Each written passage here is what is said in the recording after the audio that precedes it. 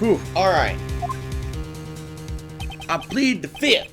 I plead the fifth. I plead the fifth. I plead the fifth. I plead the fifth. I plead the fifth. As Dave Chappelle says. Alright, actually thinking back to yesterday in Mr. On Guard's room.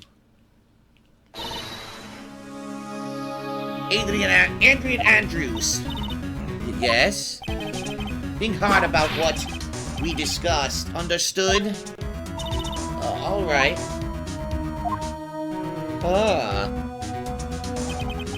That's it. That's when Francisco planted this idea into her head. She must have told Miss Andrews to not testify if things look bad. You did a good job proving everything up to this point, Phoenix. But there's still one thing you haven't done. Something I haven't done? It's wrong, right? Are you finished already? Run out of evidence? Who is so humorous, Mr. Edgeworth? I'm sure you realize this as well, Your Honor.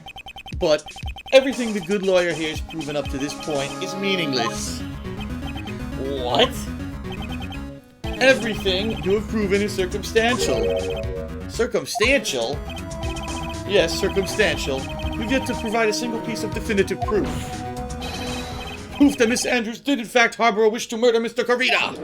Oh! Rubble. Well, Miss Andrews, did you want to kill Mr. Carita?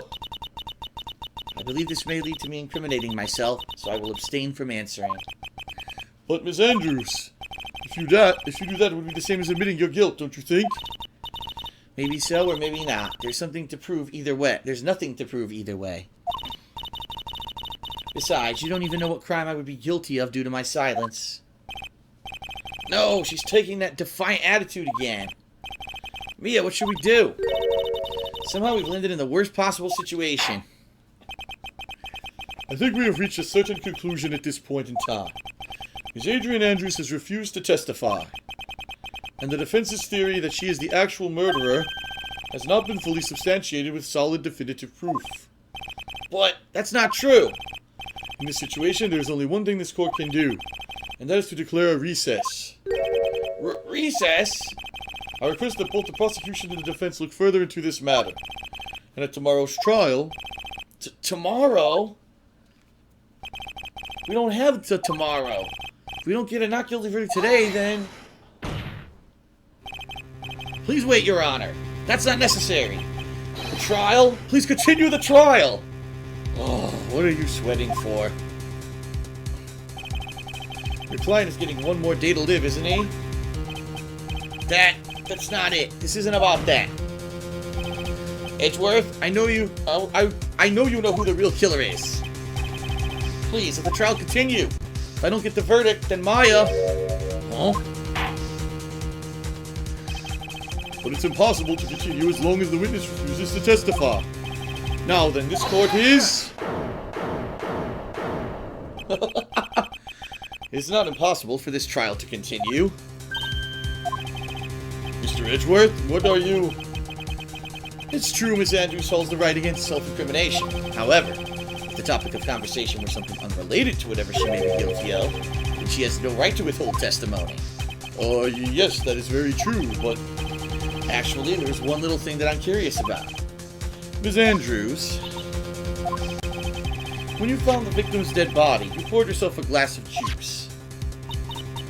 Yes, and? I can't help but think how unnatural that is. Usually when one finds a body, they're shaken up, not stirring a glass of juice. So my actions were unusual, but I've already... Before you speak, I want to state that if you have a reason behind your actions, I'd like you to testify to that effect. Testify? Your Honor, I'd like to request that the witness testify again as to what happened when she first discovered the victim's body. Whatever we find out in this testimony should in no way implicate the witness. Rubble. We all have to really piss and shit. This is taking too long, rubble. I don't know what it is about Edgeworth today, but I can't get a good read off him. Is he friend or foe? I just don't know. The court acknowledges the prosecution's request. Miss Andrews, if you please. Damn, here we go. When I found the body. That glass of juice, I didn't really pour it for myself. I was surprised when I walked into the room and saw it in that messy state. And Juan, he was sitting slumped over and tired looking in the corner. When I saw him sitting like that, the thought that he was dead didn't cross my mind. To be honest, I thought he just fainted or something, so I went to pour him some juice. When I realized that he was dead, that's when I knocked the flower vase over. Huh. That's completely different. So you poured that glass of juice for the victim. Why didn't you say so in your earlier testimony? I didn't think I needed to include something so trivial. Phoenix, be careful here. If you can't find anything wrong with this testimony, then there's nothing left. I know. Edgeworth, what the heck is going on in that brain of yours? Now then, Mr. Wright, you may begin your cross-examination. Oh, Lord. This is going on forever. Alright, the glass of juice. But there wasn't anyone else in the room, right? Of course not. Then who'd you pour it for? Mr. Wright, there's a rhyme and reason for everything. Can you please wait a little longer for it to be revealed to you? In other words, Wright, be quiet and listen. Precisely. I couldn't have said it better myself. Oh. I'm surprised when I walked into the room and saw it in a messy state. So it was a mess. Are you sure it wasn't messy because of your fight with Mr. Carito?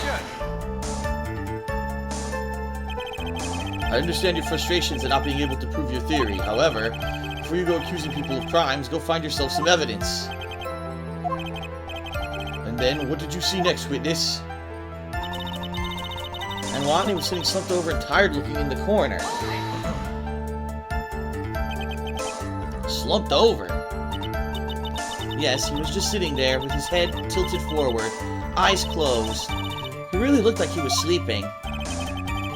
Was it just me, or did that right there sound a little odd? When I saw him sitting like that, the thought that he was dead didn't really cross my mind.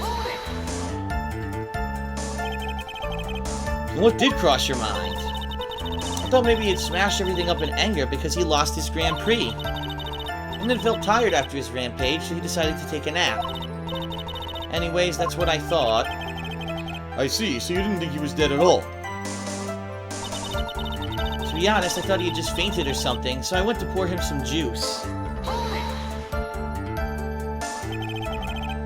You thought he fainted?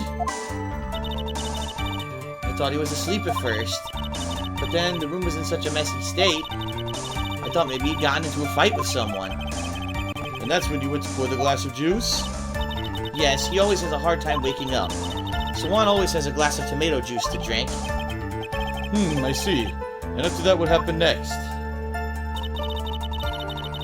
When I realized that he was dead, that's when I knocked the flower vase over. Alright. I forgot to cross-examine that one. Oops. Let's go to the last one.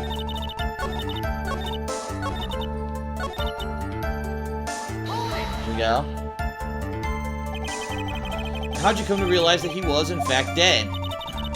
I shook him over and over, but never got a response. So I set the glass down on the dresser and tried to take his pulse.